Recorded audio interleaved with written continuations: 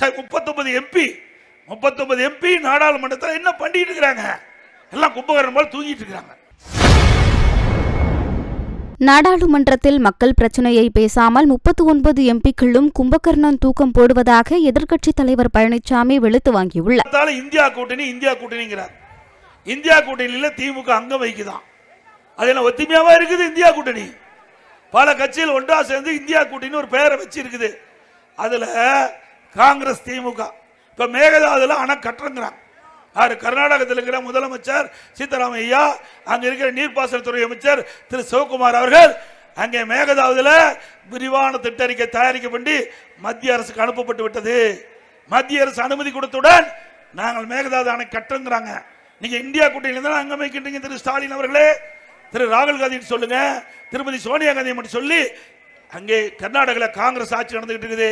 ஒரு நல்ல சூழ்நிலை, இந்த சூழ்நிலையை பயன்படுத்தி அந்த தலைவரோடு பேசி மேகதாதை கட்டுவதை கைவிடுங்க. சொல்ல மாட்டாங்க.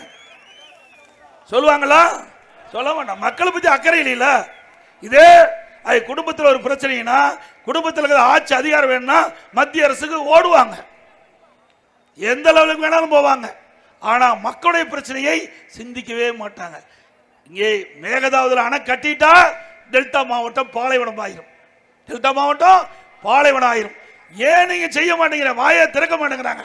நான் 4 நாள்ல பத்திரிகையில் வந்துகிட்டே இருக்குது.